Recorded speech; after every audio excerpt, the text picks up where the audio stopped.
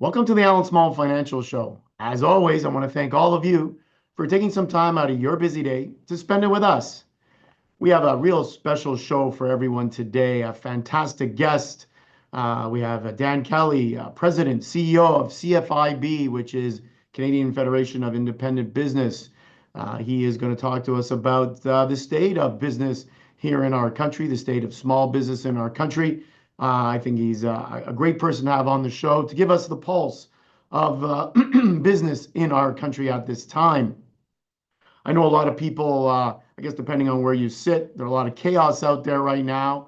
Chaos with respect to trade, with respect to business, tariffs, what to expect going forward, interest rates, although we didn't get a change in interest rates earlier this morning by the Bank of Canada, but we have seen interest rate cuts already this year. All the questions that everybody has right now, I guess there are a lot more questions than answers. But as always, on the Allan Small Financial Show, we try to answer as many of your questions, as many of the questions that I've been receiving over the last few weeks as we can on our show. So as always, if you have a question during the course of the show, please put it into the chat boxes. And as always, my people will grab those questions and perhaps I can answer a few of them at the end of the show. If not, perhaps we'll answer them on our next show or during the next 2 weeks. So let's put up our chat topics for today. There you have it, small business and tariffs, an interview with CFIB Dan Kelly. And as I said, he's going to talk to us about the state of small business in Canada. Tariff uncertainty continues to grow. As I said, more and more questions, less and less answers. When you think you have an answer or the answer to the question, then the rules or the question itself changes. We're seeing changes in tariffs all the time, carve-outs, cutbacks, pullbacks, changing of the mind by the Trump administration. All that goes into the uncertainty factor. And we're going to talk about how uncertainty is affecting markets and I guess maybe a bit of a look ahead there. Top 3 things to consider over the next couple of weeks before you make your investment decisions. Very popular segment of our show. 3 things that I think investors should be mindful of. U.S.-China trade tensions continue to build. And that goes, I'm sure all of you watching today understand and know what I mean by that. 145% tariffs that the U.S. has now put on China. China has now reciprocated, and I believe on U.S. goods coming into China, they put 125% tariffs. Both countries are saying they're open to negotiations and to talks, but who will make that first phone call? So we're going to talk a bit about China and the trade tensions. U.S. inflation dropping before tariff announcements. We can also say Canadian inflation also dropping as of late. Some of the best numbers we've seen on inflation out of the U.S. In a little while.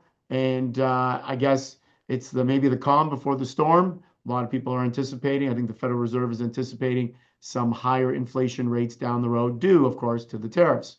Quick hits, 3 things in the news that many of you have seen. I'm going to make a quick comment on each of those. We always like to bring those to you. Always interesting little tidbits there. And last but not least, as I said earlier, your questions. I'm going to take some questions that we've received over the last few weeks. We usually get to 1 or 2 at the end of the show. And as I said, if any of you have any questions for me or even Dan Kelly, please put those into our chat boxes. We will pick them up and we will either answer them on this show or on our next show. So without further ado, let's bring on our interview for a guest for the day.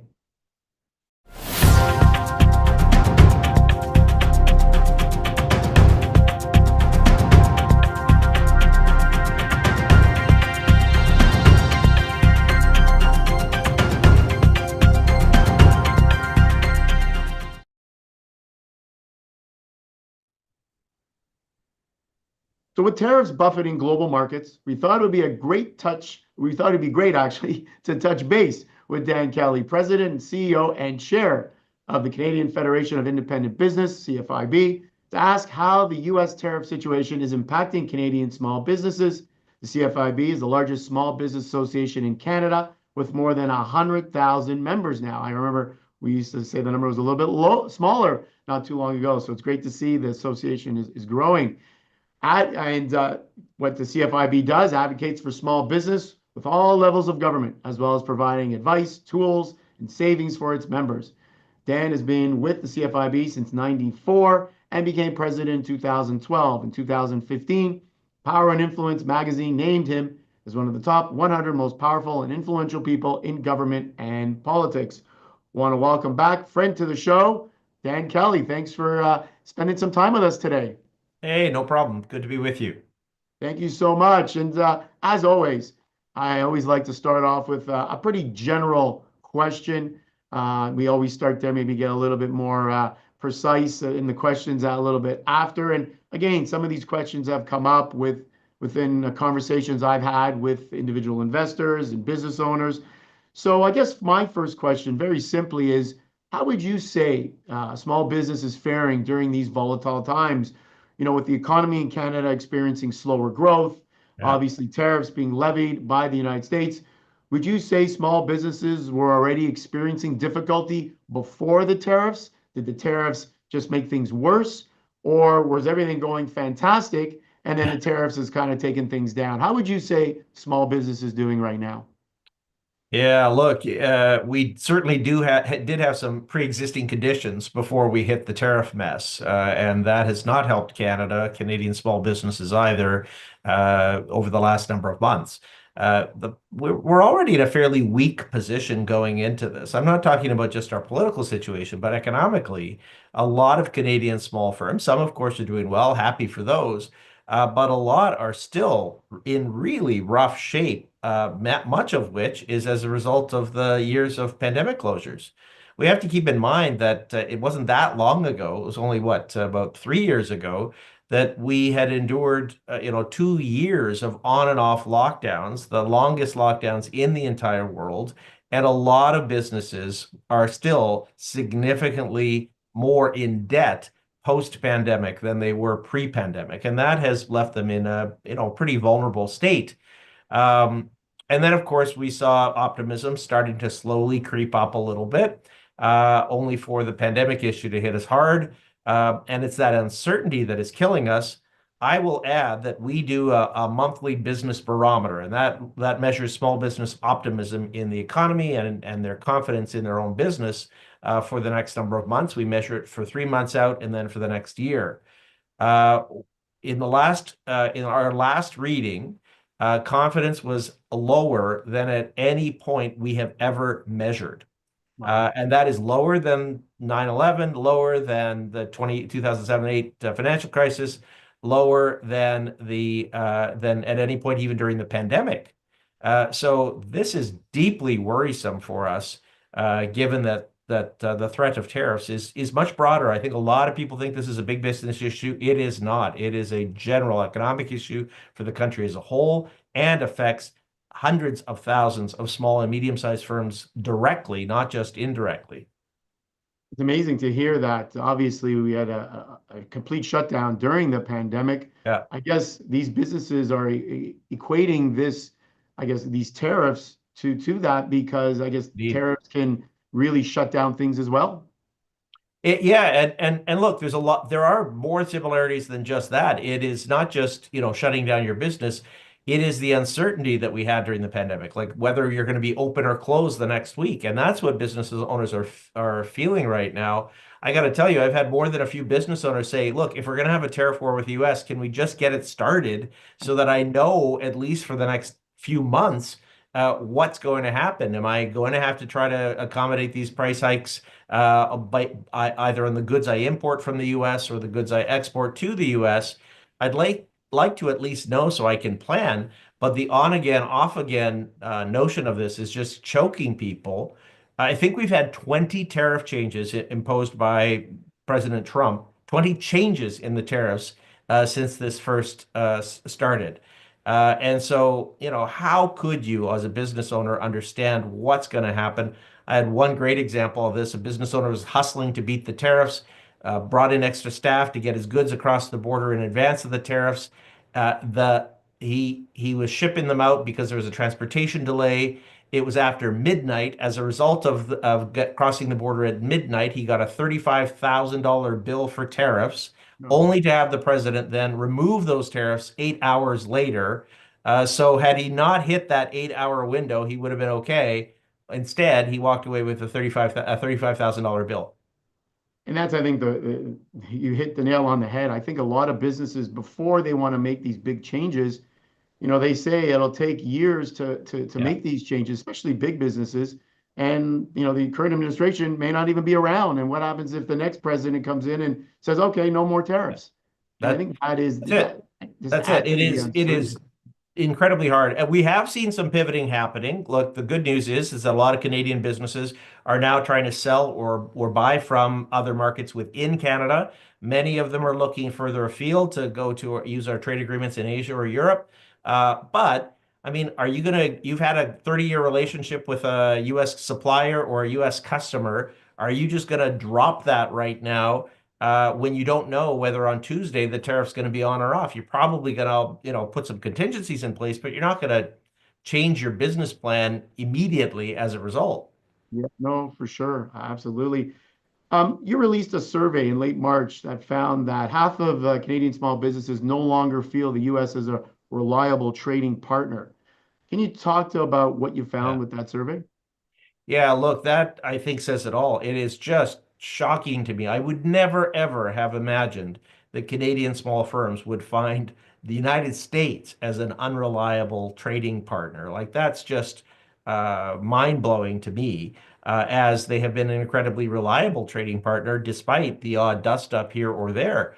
Um, I mean, we're not talking about a developing country around the world. We're talking about our partner across the border, where with the economies being super integrated.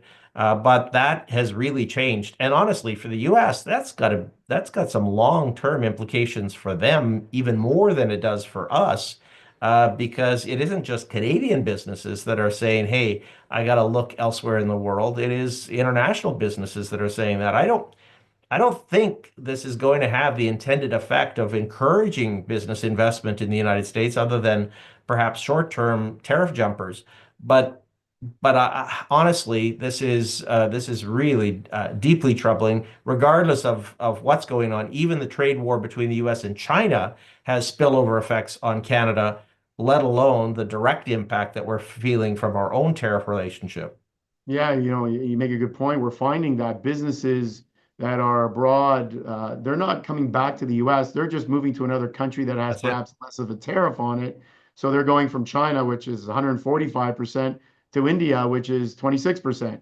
But they're not coming back to the US because it's Yeah. just too much, too costly to do so. So interesting. Would you say that the uncertainty resides more in certain sectors of our economy versus others? Are there certain businesses that are more concerned perhaps than others? Yeah, look, for those that have a direct trading relationship, obviously this is, probably issue number one on your list of priorities. Uh, we did some survey research that showed that 16% of our members, who are 100,000 small business owners, 16% of them export directly to the United States, but 49% of them import from the United States. So it isn't just the US tariffs that are causing stress and worry for Canadian businesses. It is Canada's retaliatory tariffs that are causing even more concern, and that potentially has a greater impact on small firms. Now, I will say that Canadian small businesses support the government of Canada taking some retaliatory action. Both, all parties seem to agree on that. You got to do something. You can't just roll over and say, yeah, do what the heck you like. At the same time, there's no question. I mean, tariffs are like economic chemotherapy. You're the one that's taking the poison in order to fight the larger battle, but it sure can, it near kill you in the process, and that's what we're enduring. Yeah, no, I understand that. And that's why I think they try to put tariffs on certain things that perhaps we Yes, can find an alternative for indeed. versus some of the crucial things. But your point leads me to my next question is what do you think can be done or should be Yeah. done to help small businesses get through this time? Like, what is the CFIB saying? And how has the government stepped in to help small businesses navigate during these difficult times? Yeah, look, this is where I'm a little bit more encouraged than I was perhaps a month ago. let's take a step back. When the tariff threat first materialized, we jettisoned the carbon tax. That was a huge cost to Canadian businesses, and that was one of its final nails in the coffin to get rid of that stupid tax. Secondly, the government ditched, important I'm sure to many of your viewers, they ditched the capital gains inclusion rate increase that was intended and planned. Both major parties committed to do that, and in fact, it's now been removed as a public policy measure altogether. So we've already seen two major tax changes that came in some ways as a direct response, not just because of the election, but because of the tariff threat. Third, we're seeing provinces now cooperate more than I've ever seen on getting rid of these unbelievably dumb interprovincial trade barriers, getting rid of stupid rules, but fine little details between provinces that impede trade. It is good to see that happening, and I don't think that would have happened had it not been for the tariff threat. Sometimes, look, it's already caused, I think, Canadians to smarten up, Canadian politicians to smarten up a bit and say, we can no longer afford to have the economy as issue number 500 on the list of priorities. It's got to be the top issue, and we're starting to see parties talk about that an awful lot more. The Conservatives, of course, have been doing this much earlier, but the other parties are starting to do that more as well. Beyond that, though, there's still a ton of unfinished business. We've got to focus on improving Canada's business competitiveness. It isn't just the tariff problem that we're having with the U.S., as the U.S. government is committed to doing some pretty deep tax and regulatory reductions. We've got to make sure that we are at least somewhat competitive with that if we're going to keep afloat. And I think that there is a pathway for that to happen. We've got, of course, got the election behind us, but there does seem to be more of an understanding that Canada has to get its fiscal house in order than I've seen in at least the last 10 years. Yeah, and I've been a big proponent of tax cuts. Yes. And I know that David Rosenberg, a well-respected economist, recently talked about, making Canada a tax haven, actually, cutting tax right across the board, corporate tax, individual Yep. tax, capital gains tax. Uh, what do you think about that? Do you Yeah. think that that would go a long way to help small business owners if we took a meaningful tax? Like I know the conservatives Yes. talk about 15% Yep. tax reduction. I'm not sure exact details. They're kind of vague and general in Yep. that. But would a significant tax cut here in Canada, would that make us more competitive? Would that help businesses? Would that keep businesses here in Ontario or right across the country? What do you think about a big tax cut? Yeah, look, it's long, long overdue. We have been pushing for this. The total tax burden facing Canadian businesses, Canadians in general, is the top issue of concern to small business owners in ordinary times. Tariffs, of course, trumping that, forgive the phrase, for the moment. But we absolutely have to get back to an agenda of reducing significantly some of the key taxes. We at CFIB, given our members are small business owners, are very focused on the small business corporate tax rate, both the rate itself, the thresholds, trying to raise that up. I've noticed several provinces have now moved it beyond 500,000 and beyond. On the capital gain side, there was some progress. There was a planned increase in the lifetime capital gains exemption from 1 million to 1.25 million. That needs to happen. But I am pushing for some more significant capital gains reductions, especially for entrepreneurs, to get money moving in the economy in a big way. So we've got lots and lots of issues on the micro and macro side to deal with. And it seems like the pendulum is swung back pretty hard here, and Canadians have an appetite for some meaningful tax relief, as we've seen in the election campaign so far. Yeah, and we're hearing that I think I guess the top concern or number one concern from Canadians now, I think, is the economy You got and it. trade and everything that goes along with it. So, Dan Kelly, CEO, President, CEO, and Chair of Canadian Federation of Independent Business, thank you so much for joining us and giving us some of your time. I'm sure you're quite busy answering many questions as the best as you can with a lot of the uncertainty out there. Hopefully, we'll get some more clarity in the coming weeks when we have our election, a new prime Yep. minister. Perhaps that will help the situation. Maybe we can get some meaningful negotiations with the U.S. So thank you again for being with us on our show today. Good to be with you, Allan. Anytime. All right, all the best. Take care.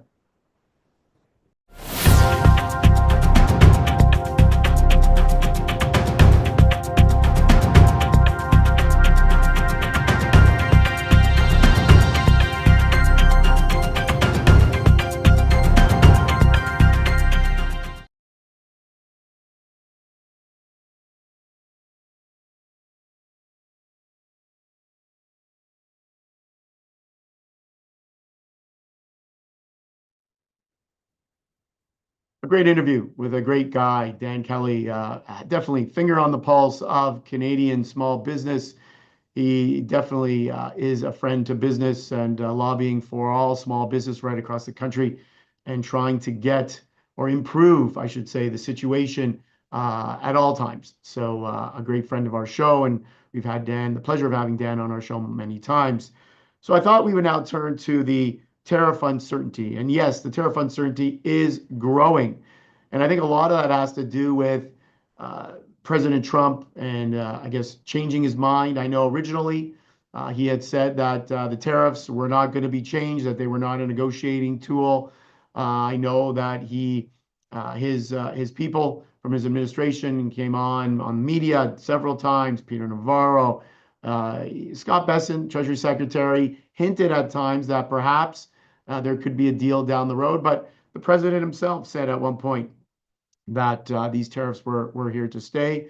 But then 2, 3, 4 days later, president says, well, if you make me a good offer, perhaps there is some way to bargain. And now here we are, let's say a week or so, week and a half later, and I think it's over 75 countries have come to the U.S. to negotiate a new trade deal to hopefully remove the tariffs that have been placed on them. And these tariffs are so high. You know, you're talking just China alone, 145%, Vietnam in the 40% range, European Union, 20%, 25%. It's just been difficult for many countries, many areas like European Union to cope, and the uncertainty just continues. A lot of individual investors actually are talking about the uncertainty and what the effects of it. And really, what it does is it kind of just slow downs or even stops business. How can you continue to do business, as Dan Kelly said, when you don't know the rules?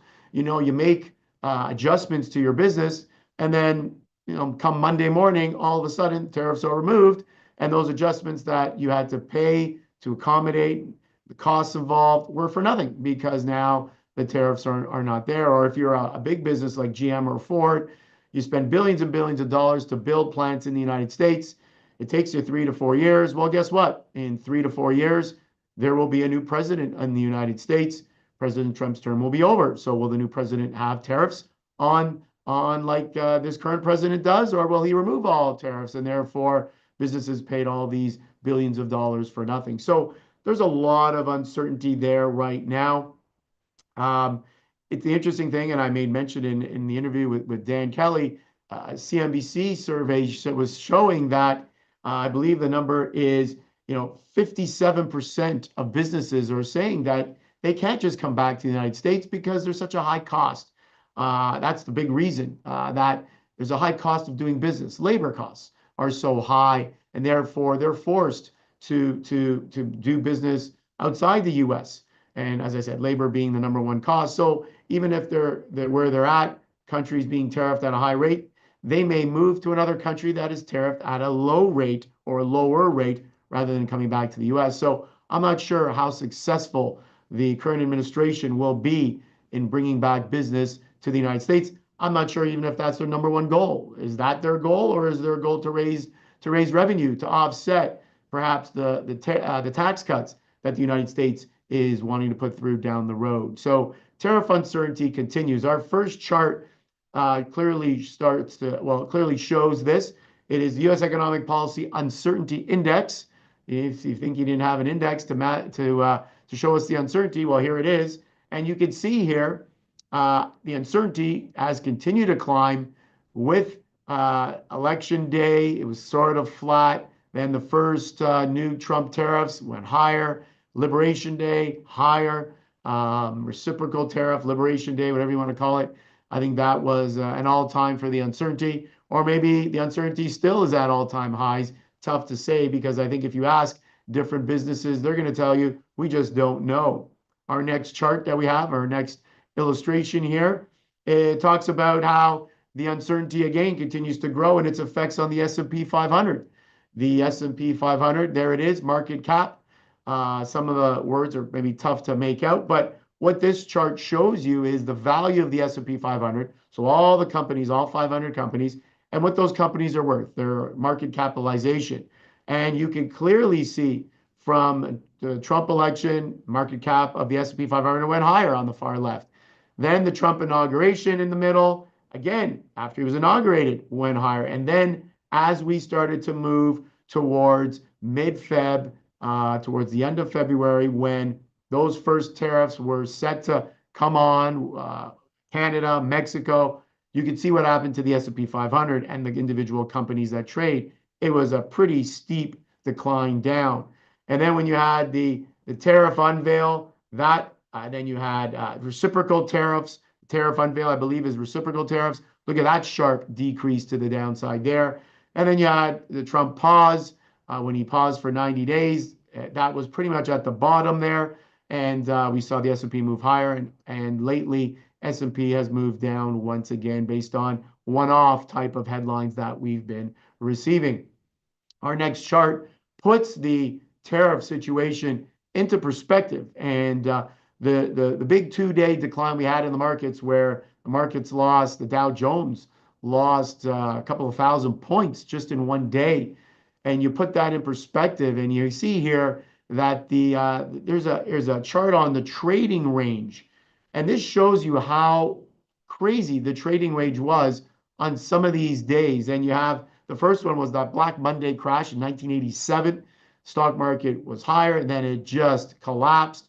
So that trading range was by far the biggest.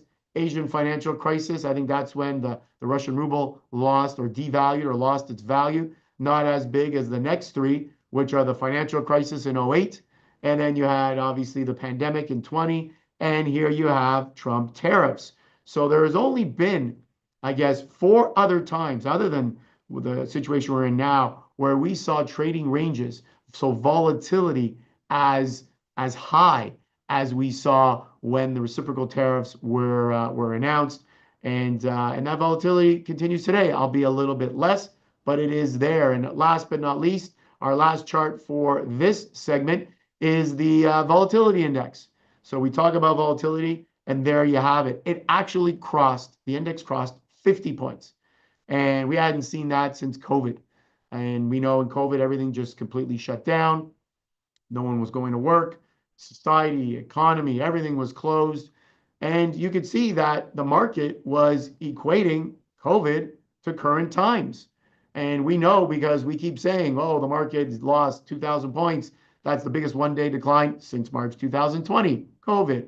We've been saying that a lot lately. The declines in the market today, last time we saw this, were the declines in spring of 2020. We keep relating back to COVID times because that is when we saw declines of this magnitude. And I can tell you, businesses are still moving forward. There's still a lot of business being done, but it's definitely being slowed by the tariff uncertainty. And question, I think everybody on everyone's minds, will this uncertainty continue? How long will it continue for? Unfortunately, I don't think anybody knows, but until we start to get meaningful negotiations between countries, especially China and the US, I think the volatility will continue.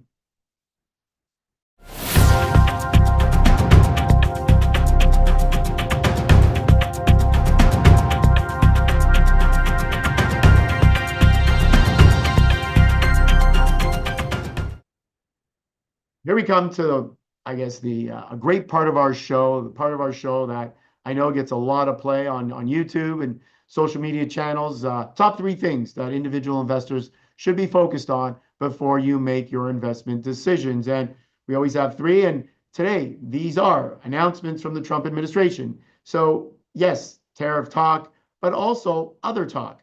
And I'll explain what I mean by that. There are these one-off announcements, or these are ideas on perhaps tariffing certain sectors rather than just countries.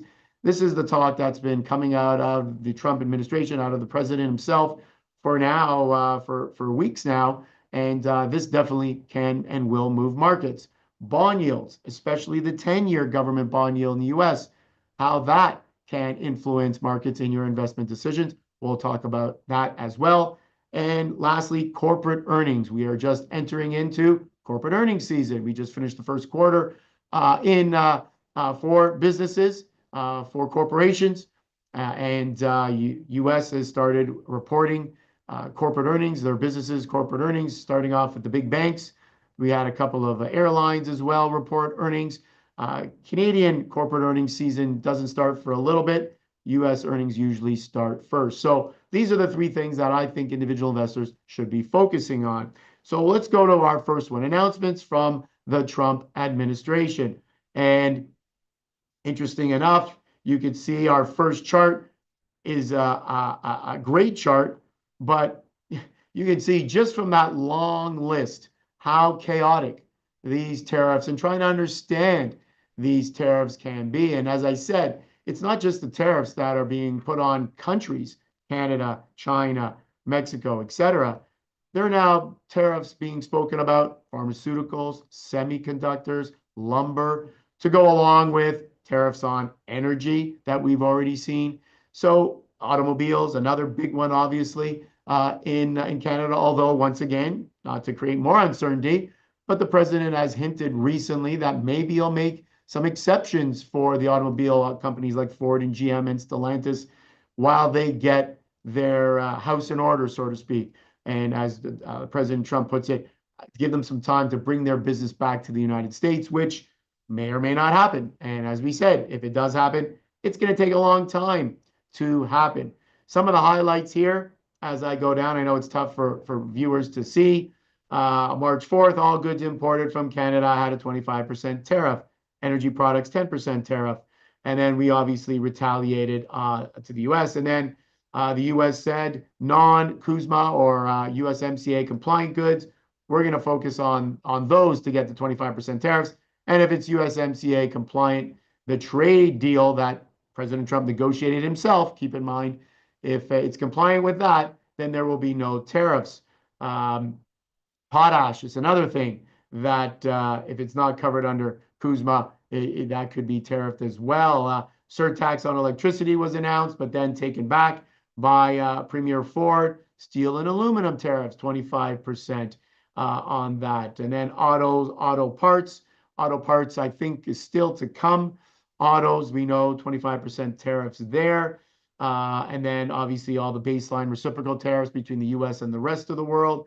So it just goes on and on and on. And so, yes, unfortunately for investors, we have to keep one eye on all these things, an ear, I guess, on what comes out of the White House.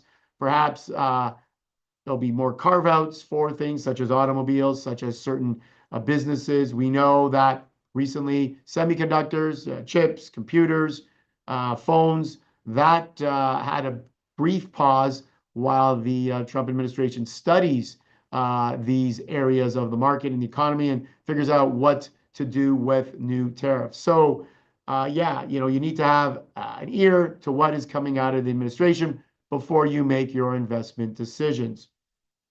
Second point that we have on our list there were bond yields, the 10-year bond yield in the United States.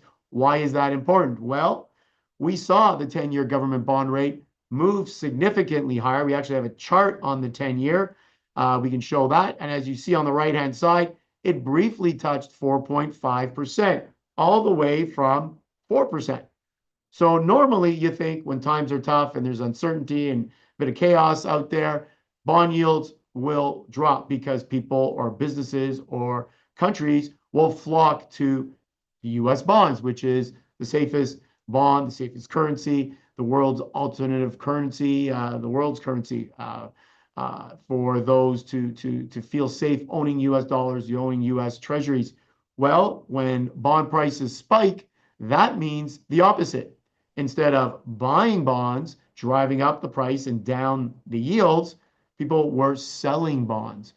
or just not buying bonds at all. And that was the fear. The fear is that countries around the world, Japan, China, etc., who own a lot of US treasuries, perhaps they'll start selling those bonds out of anger or basically to get back at the US for their tariffs. Who knows what could happen? And so when that was seen by the current administration, Treasury Secretary Bessent, President Trump, he had to do something. And that is actually when President Trump put that 90-day pause on tariffs because he saw the bond market speaking and he didn't like what the bond market was saying. At the same time, JP Morgan CEO, who President Trump respects quite a bit, turned and said that a recession is now the base case for the United States, not the perhaps or probable. It was the base case, meaning it was pricing in close to 100% recession based on what the president and his administration was doing. So keep an eye on bond yields. If these were to spike higher, then that is not a good thing. We also have the 2-year Treasury bond, which we can put up. Now, this one also went a little bit higher, not as much. This one can be controlled a little bit more by the Fed and their interest rate policy, but longer term bonds, that's the tougher one. And we know, for example, mortgage rates usually play off of the 10-year and the longer term bond rates. They get mortgage rates from the longer term government treasury. So keep an eye on bonds. If they start to surge, that is not a good thing for the stock market, and you could see some more reaction out of President Trump. Our third point and our last point, corporate earnings. And we've had a great start to the corporate earnings season. The problem with that is that corporate earnings are from Jan 1 to the end of March. Well, the reciprocal tariffs and many of the tariffs were not put on or placed until April 2nd. So a lot of companies, at least so far, have said great earnings, but we're just not sure going forward. We actually had the United Airlines CEO give us 2 scenarios. One, if a recession happens, how much they believe they will make, how good they will do, so an outlook. And if a recession doesn't happen, we don't really see that often, where a CEO actually takes 2 scenarios, recession or not a recession, and gives us his outlook based on that. So I thought that was kind of interesting. But we did get the banks reporting earnings, the big banks out of the US. What we saw from a lot of them, and we can put up our first big bank, Bank of America, I believe, is our first chart. You can see how the Bank of America has fared lately, not so great, but has just started to move higher. Them, along with JP Morgan, and which is our next chart, and all the other big banks out of the US, they came out and said that things have been pretty good. None of them took down their guidance for their full year. And in fact, JP Morgan increased their guidance for full year. JP Morgan took down, or actually raised, I should say, their allowance for bad debt. So perhaps planning for a worst case scenario. But all the banks, including Goldman Sachs, Morgan Stanley, said that trading was their biggest positive. Net interest margins were good as well. So the banks have or reported pretty good earnings. We have a couple of more banks to show you here. Wells Fargo, another of the major banks. Also, you can see the chart looks very similar to the other bank charts. And last but not least, we have Citigroup. Again, very similar. We see the Citigroup stock coming down and then rallying most recently. So overall, I think right now it is a very difficult environment for individual investors. You have to focus on a lot of things. Tariffs obviously is the number one talk of the town, and their effects and everything that's coming out of the President Trump administration. But you also have to look at bond yields. I think you want to look at corporate earnings. So far, so good on that side. So you take all that into consideration before you make your investment decisions. You want to do this as best you can. Obviously, it's difficult at times because there is no look ahead or future predictions. All those are pretty cloudy right now. And because of that, it's starting to make investment decisions a little bit more difficult to make.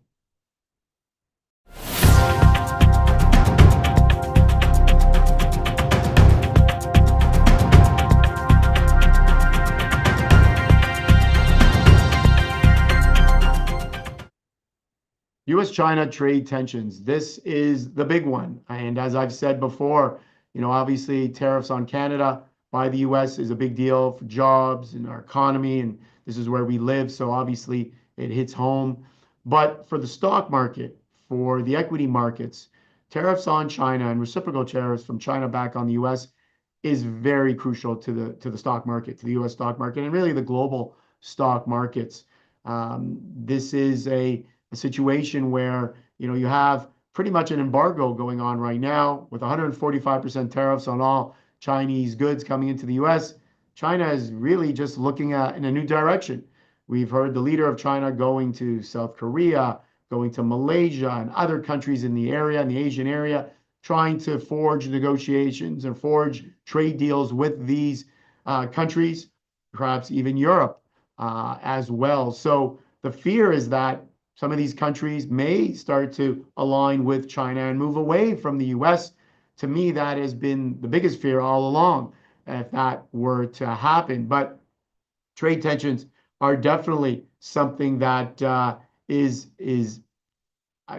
very, very important, especially for the stock market. We have a great picture to show you, our first illustration, and we have the two leaders there. And there you have it, 145% tariffs on Chinese goods, and you have 125% tariffs. So kind of back at you, the United States and President Trump. We're not going to just sit here and allow this to happen. Obviously, China, a proud country, their leader does not want to be looked upon like he just caved and bowed down to the United States. And that's what the Chinese think.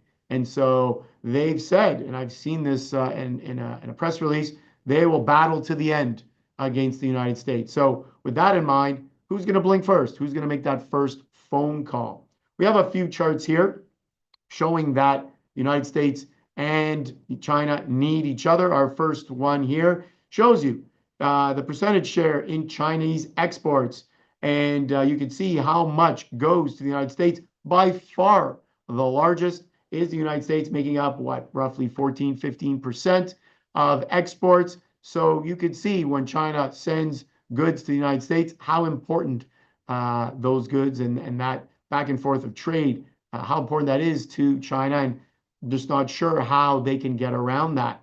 Our next chart here, China, showing China as the third largest buyer of US goods, obviously behind Mexico, which is number one. Canada Canada is number one, Mexico is number two, and China is right behind there as number three. So yes, China sends to the US a lot more than the US sends to China, but make no mistake, tariffs, reciprocal tariffs back and forth between the two countries is definitely not good.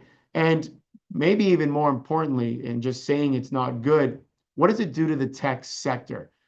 Obviously, a lot of technology goes back and forth between the US and China, not to mention just chips.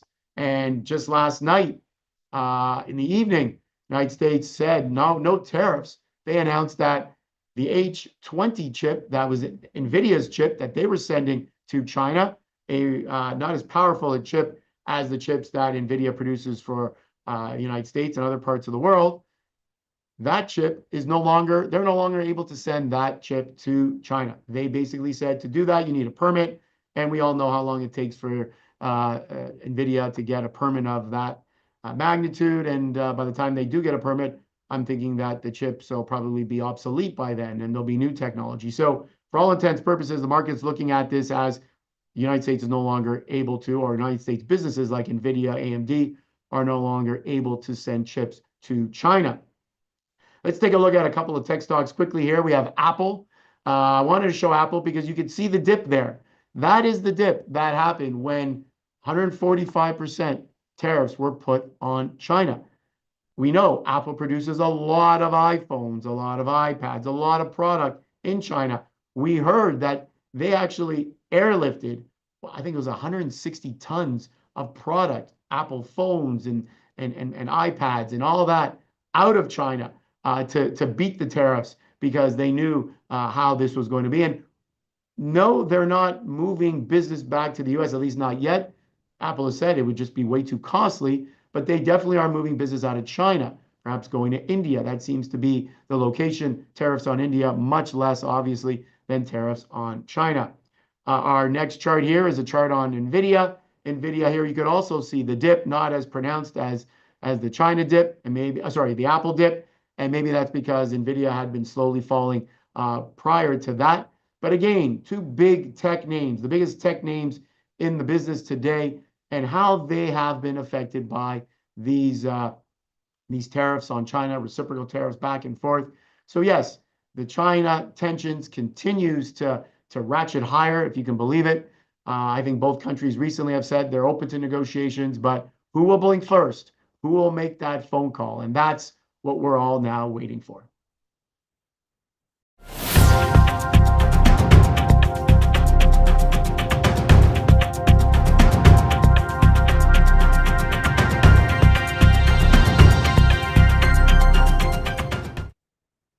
So as I mentioned earlier in the show, inflation has been dropping both in Canada and the US, which has been great.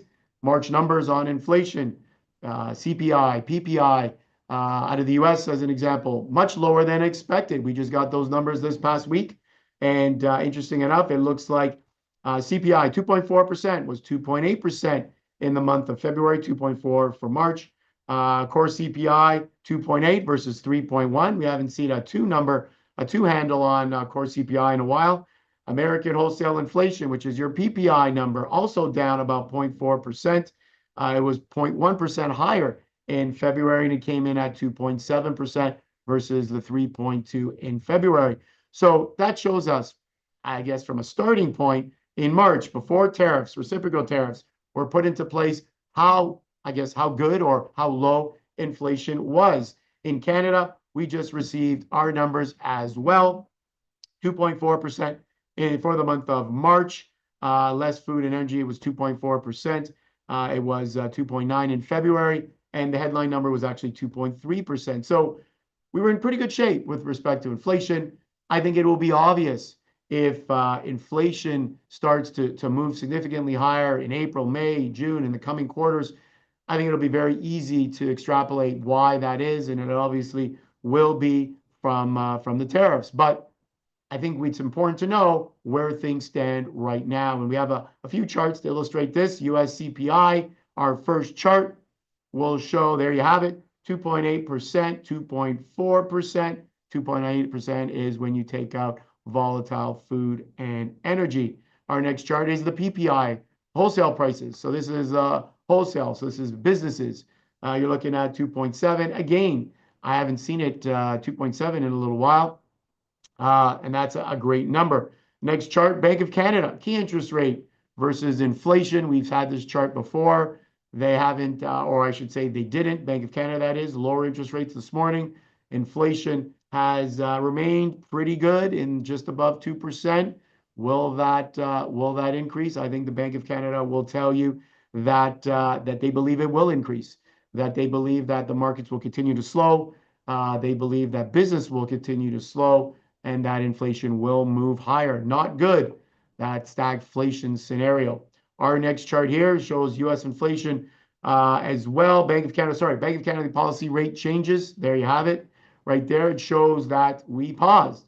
And that is significant, I believe, because I guess here, what do we have? 3, 6, 7 rate cuts in a row. Some at 50 basis points, some at 25 basis points. So we haven't seen a pause for a while. What does that tell me? Well, that tells me that the Bank of Canada is pausing because they see uncertainty. We also, we don't have a way to have that look ahead, that crystal ball. We don't know what's going to come from the tariffs. We don't even have a prime minister right now to be able to negotiate on Canada's behalf. So I think everything is on hold until our elections. Even the negotiation between the United States and Canada is going to be on hold until our election. So yeah, inflation really low right now. And it's a good thing because if we're going to go into these volatile, more high inflation times, it's good that we are going in at a low number.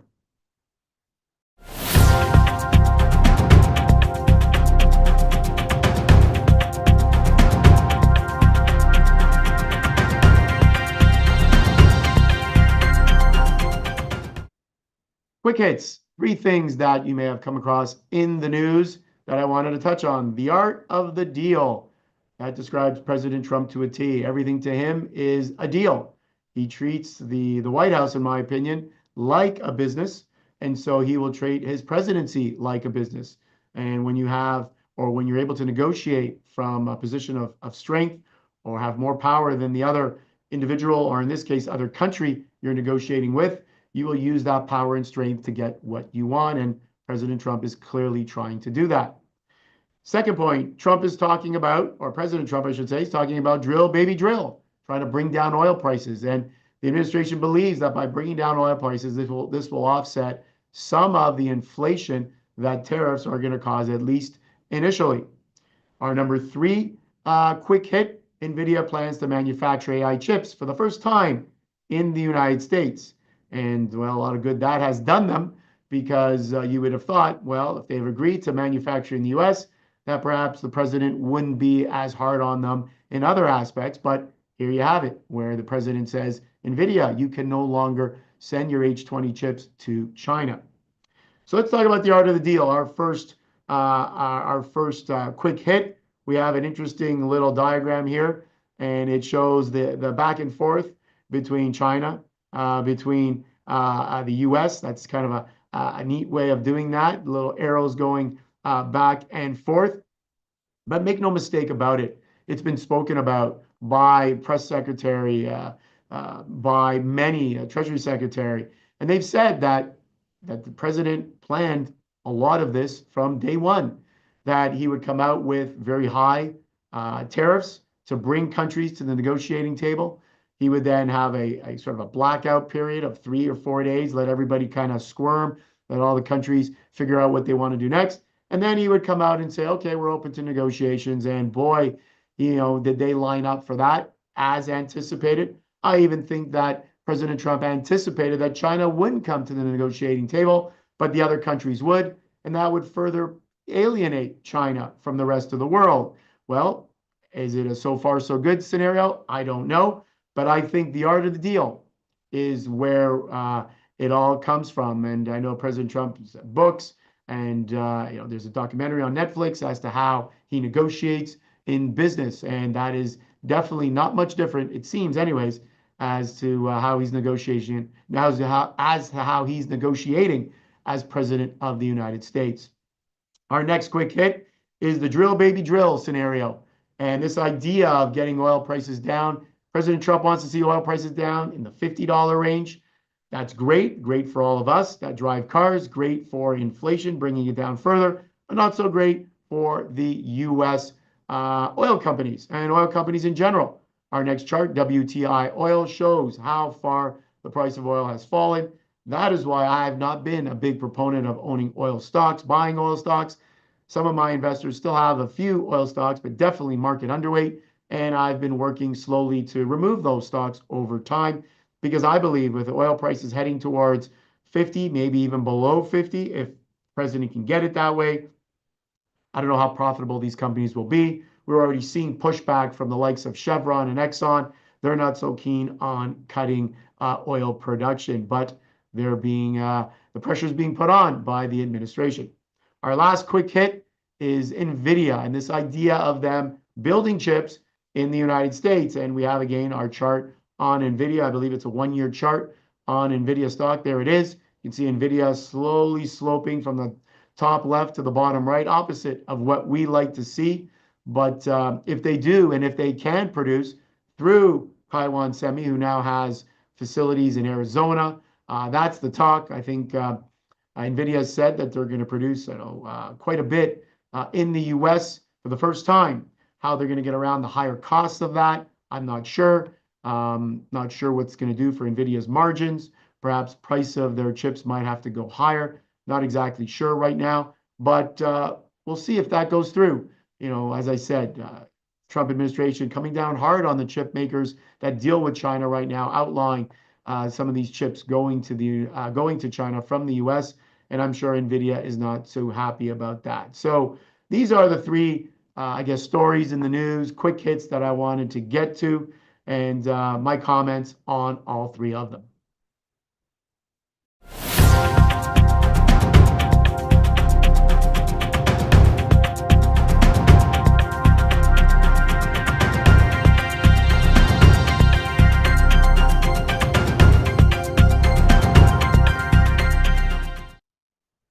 now the part of the show that I like most. I get to answer questions that I've been getting over the last few weeks during the show. It's a great time, and looks like we had a question come in, I guess, during the show at some point.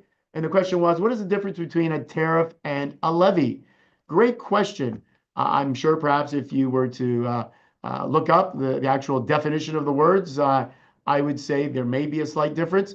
To me and to business folks, they basically mean the same thing. They're an extra cost that, in this case, the United States is putting on pretty much many, or if not most of the countries around the world. I forget how many countries that they're putting tariffs on. You issue a levy on something, you could put a tariff on something, you could put a tax on something. According to the Trump administration, all these things are kind of the same thing. VAT tax, that if any of you travel to Europe, you'll know that everything has a VAT tax, right? Value added tax. United States is saying that is included as well in this whole tariff talk. Manipulation of currency, and in particular, he's referring to China. That too is included when they put these reciprocal tariffs into that calculation. I don't know if how many of you saw that crazy calculation that was broadcasted. It was a whole bunch of Greek symbols. I couldn't even make it out. Not sure how many people could make it out. And for the most part, many people believe that it was made up and that the administration wanted to be pretty bold in their original, in their first set of tariffs, and that would bring people, as I said, to the negotiating table. So my answer is look at it as one and the same. It is just an added cost that goes in when you transfer goods from, let's say, Canada to the US or Mexico to the US. So with that, I think we're kind of running out of time. We had a great guest, took up a bunch of time, but definitely a fantastic interview with Dan Kelly. I want to thank him once again. And I want to thank all of you for joining me today. And as always, I want to say that I look forward to seeing all of you again 2 weeks from today, which will be April 30th. Wow, I can't believe that our next show will be the last day of April at 12 noon. We're actually going to have 2 new guests, or maybe not so new because they've been on our show before. Patty Levitt-Reed will be a financial commentator. Patty Levitt-Reed will be on our show. And we're also going to have Jonathan Chevreau, who is Hub founder, investing editor. Jonathan Chevreau. We're going to have a panel. We're going to talk about everything financial, tariffs, economy. We're going to talk about taxes. We're going to talk about all this and a lot more. And again, answer as many questions as all of you have. And as we do on every Allan Small Financial Show, try to get to as many questions as we can. So until our next show and our panel and our guests, happy investing.